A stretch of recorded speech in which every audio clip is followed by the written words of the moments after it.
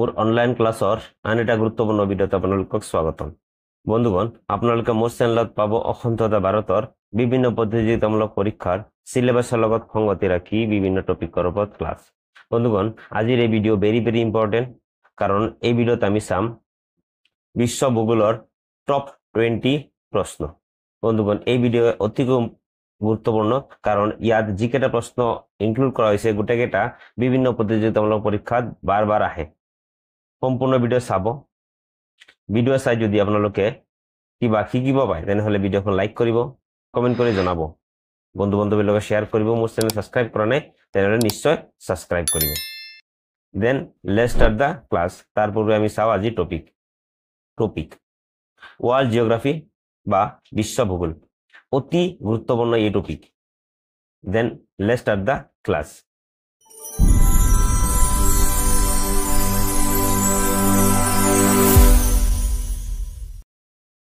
প্ৰথম প্ৰশ্ন, নিম্নলিখিত কোনটো আমেৰিকা যুক্তৰাষ্ট্ৰৰ এখন ৰাজ্য? চাৰিটা অপশ্যন আছে। চাৰিটা অপশ্যনৰ ভিতৰত শুদ্ধ অপশ্যন হ'ব অপশ্যন এ, হাৱাই। হাৱাই ৰাজ্য আমেৰিকা যুক্তৰাষ্ট্ৰৰ এখন ৰাজ্য। 2 নম্বৰ প্ৰশ্ন, কোন দুখন দেশক গভীৰ মৰুভূমিয়ে স্পৰ্শ কৰে? চাৰিটা অপশ্যন আছে। চাৰিটা অপশ্যনৰ ভিতৰত শুদ্ধ উত্তৰ হ'ব অপশ্যন ডি, চীন আৰু মংগোলিয়া। গভীৰ মৰুভূমি চীন আৰু মংগোলিয়াই স্পৰ্শ কৰে। এবাৰ আমি মেপত চাওঁ। এইটো হ'ল গভীৰ মৰুভূমি। চাওক, ইয়াত এটা বৰ্ডাৰ গৈছে। এই হ'ল মংগোলিয়া আৰু চীন। তো গভীৰ মৰুভূমি মংগোলিয়া আৰু চীনৰ মাজত আহে। তো আমাৰ শুদ্ধ উত্তৰ চীন আৰু মংগোলিয়া, অপশ্যন ডি। 3 নম্বৰ প্ৰশ্ন, জম্মু কাশ্মীৰ অঞ্চলত নিম্নলিখিত কোনটো পৰ্বতমালা আছে? জম্মু কাশ্মীৰ অঞ্চলত কোনটো পৰ্বত আছে আমাক প্ৰশ্ন সুধিছে। বিকল্প 4টাৰ ভিতৰত শুদ্ধ উত্তৰ হ'ব অপশ্যন এ, পীৰ পাঞ্জল পৰ্বতমালা। পীৰ পৰ্বতমালাখন জম্মু কাশ্মীৰ অঞ্চলত আহে। 4 নম্বৰ প্ৰশ্ন, নিম্নলিখিত কোনখন দেশক ভূমধ্য সাগৰে স্পৰ্শ নকৰে? ইয়াত 4টা বিকল্প দিয়া আছে। বিকল্প 4টাৰ ভিতৰত শুদ্ধ বিকল্প অপশ্যন বি, পৰ্তুগাল। পৰ্তুগাল দেশক ভূমধ্য সাগৰে স্পৰ্শ নকৰে। এবাৰ আমি মেপত চাওঁ। এই হ'ল মেডিটেৰিয়ান চি বা ভূমধ্য মহাসাগৰ। তাৰ ভিতৰত চাওক, এইটো ফ্ৰান্সক স্পৰ্শ কৰি আছে। স্পেইনকো স্পৰ্শ কৰি আছে। ইয়াৰ পিছত আছে লেবনন, এইটো চাওক লেবনন, ইয়াতো স্পৰ্শ কৰি আছে। কিন্তু এই হ'ল পৰ্তুগালক এই ভূমধ্য মহাসাগৰে স্পৰ্শ নকৰে। সেইকাৰণে আমাৰ শুদ্ধ উত্তৰ হ'ব অপশ্যন বি, পৰ্তুগাল। 5 নম্বৰ প্ৰশ্ন, ব্ৰাজিল দেশ কোন মহাদেশত অৱস্থিত? ব্ৰাজিল দেশখন কোন মহাদেশত অৱস্থিত প্ৰশ্ন সুধিছে। বিকল্প 4টা দিয়া আছে। তাৰি শুদ্ধ বিকল্প অপশ্যন ডি, দক্ষিণ আমেৰিকা। ব্ৰাজিল দেশখন দক্ষিণ আমেৰিকাৰ মহাদেশত অৱস্থিত। এবাৰ মেপত আমি চাওঁ। এই হ'ল ব্ৰাজিল দেশ আৰু এই হ'ল দক্ষিণ আমেৰিকা, এই হ'ল উত্তৰ আমেৰিকা। তাৰমানে ব্ৰাজিল দেশখন দক্ষিণ আমেৰিকাত অৱস্থিত। সেইকাৰণে আমাৰ শুদ্ধ উত্তৰ অপশ্যন ডি। 6 নম্বৰ প্ৰশ্ন, আন্দামান আৰু নিকোবৰ কোন সাগৰত অৱস্থিত? আন্দামান নিকোবৰ কোন সাগৰত অৱস্থিত? 4টা বিকল্প আছে। তাৰি শুদ্ধ বিকল্প অপশ্যন চি, বংগোপসাগৰ। আন্দামান নিকোবৰ বংগোপসাগৰত অৱস্থিত। 7 নম্বৰ প্ৰশ্ন, কোন দুখন মহাদেশৰ মাজত ভূমধ্য সাগৰ অৱস্থিত? ভূমধ্য সাগৰখন কোন দুখন মহাসাগৰত অৱস্থিত? আমি মেপত এবাৰ চাওঁ। এই হ'ল মেডিটেৰিয়ান চি। কোন দুখন আছে মহাদেশ? এই হ'ল আফ্ৰিকা আৰু ইউৰোপ। ভূমধ্য মহাসাগৰখন আফ্ৰিকা আৰু ইউৰোপৰ মাজত অৱস্থিত। তো আমাৰ এই প্ৰশ্নৰ শুদ্ধ উত্তৰ হ'ব অপশ্যন বি, ইউৰোপ আৰু আফ্ৰিকা। 8 নম্বৰ প্ৰশ্ন, নিম্নলিখিত কোনখন বিশ্বৰ বৃহত্তম মহাদেশ? আমাক প্ৰশ্ন সুধিছে যে বৃহত্তম মহাদেশ কোনখন চাৰিটা অপশ্যনৰ ভিতৰত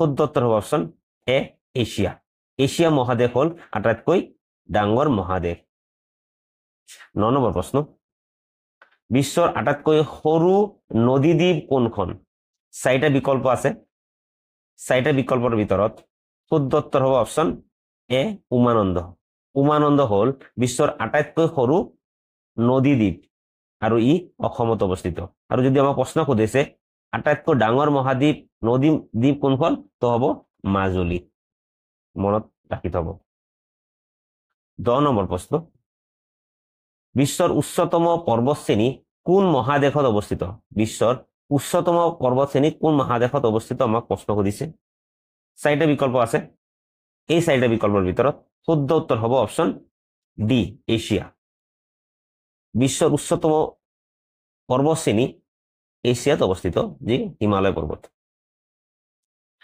11 নম্বৰ প্ৰশ্ন বিশ্বৰ আটাইতকৈ গভীৰ হ্ৰদ কোনখন বিশ্বৰ আটাইতকৈ গভীৰ হ্ৰদ কোনখন আমাক প্ৰশ্ন সুধিছে বিকল্প চাৰিটা আছে ইয়াত তাৰি শুদ্ধ বিকল্প অপশ্যন বি বৈকাল হ্ৰদ বিশ্বৰ আটাইতকৈ গভীৰ হ্ৰদ এইটো চাক বৈকাল আৰু ই ৰাছিয়ান ফেডাৰেশ্যন বা ৰাছিয়া দেশত অৱস্থিত মনত ৰাখি থব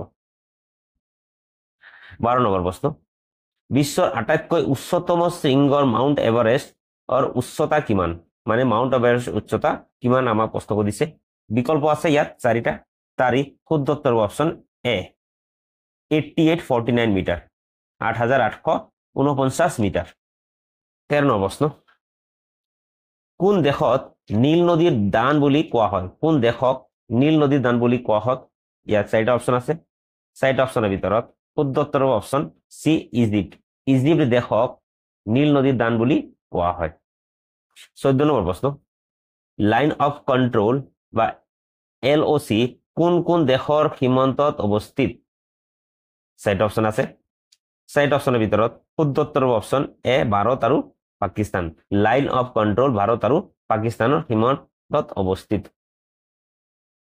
15 নম্বৰ প্ৰশ্ন আটলান্টিক মহাসাগৰৰ আকৃতি ইংৰাজী কোন আখৰৰ দৰে আটলান্টিক মহাসাগৰ ইংৰাজী কোন আখৰৰ দৰে ইয়াৰ আকৃতি চাৰিটা অপশ্যন আছে তাৰ আগত আমি এবাৰ মেপত চাওঁ এই হল আটলান্টিক মহাসাগৰ আপোনালোকে চাই গমে পাইছে কোন আখৰৰ দৰে ইয়াত শুদ্ধ উত্তৰ অপশ্যন ডি এছ আখৰৰ দৰে আটলান্টিক মহাসাগৰ এই হল আটলান্টিক মহাসাগৰ 16 নম্বৰ প্ৰশ্ন পৃথিৱীৰ মুঠ কালিৰ কিমান শতাংশ পানীয়ে অধিকাৰ কৰি আছে পৃথিৱীৰ মুঠ কালিৰ কিমান শতাংশত পানী অধিকাৰ কৰি আছে আমাক প্ৰশ্ন কৰিছে বিকল্প চাৰিটা আছে তাৰি শুদ্ধ উত্তৰ অপশ্যন সি প্ৰায় 71 শতাংশ পৃথিৱীৰ মুঠ কালিৰ 71 শতাংশ পানীয়ে অধিকাৰ কৰি আছে 17 নম্বৰ প্ৰশ্ন কোন জল প্ৰণালীয়ে এছিয়াক আমেৰিকাৰ পৰা পৃথক কৰিছে কোন জল প্ৰণালীয়ে এছিয়াক আমেৰিকাৰ পৰা পৃথক কৰিছে বিকল্প চাৰিটা দি আছে তাৰি শুদ্ধ উত্তৰ অপশ্যন সি বেৰিং প্ৰণালী ভেৰি ইম্পৰ্টেণ্ট প্ৰশ্ন বহুতবাৰ এই প্ৰশ্ন পৰীক্ষাত আহে আমি এবাৰ মেপত চাওঁ এই হল বেৰিং প্ৰণালী এইটো চাক লিখা আছে বেৰিং প্ৰণালী এই হল USA আৰু ৰাছিয়াৰ এছিয়াৰ এটা অংশ আৰু আলাস্কা হল US এটা অংশ দুটাক এই বেৰিং প্ৰণালীয়ে পৃথক কৰি ৰাখিছে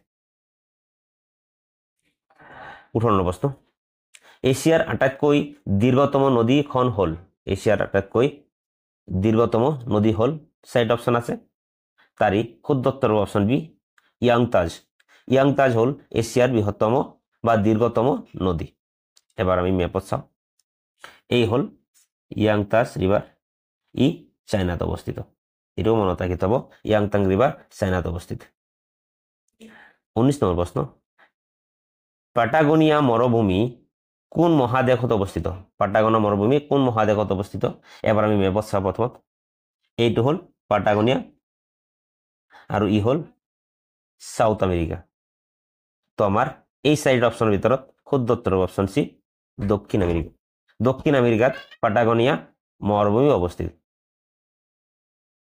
20 নম্বৰ প্ৰশ্ন নিম্নলিখিত কোন হ্ৰদ বিশ্বৰ আটাইতকৈ উচ্চতম স্থানত অৱস্থিত বিশ্বৰ আটাইতকৈ উচ্চতম স্থানত অৱস্থিত হ্ৰদ কোনখন তাকে আমাক প্ৰশ্ন সুধিছে বিকল্প 4টা আছে তাৰে ভিতৰত শুদ্ধ উত্তৰ অপচন বি টিটিকাকা মেপত চাও এইটো হল টিটিকাকা আৰু ই পেৰু আৰু বলভিয়াৰ মাজত অৱস্থিত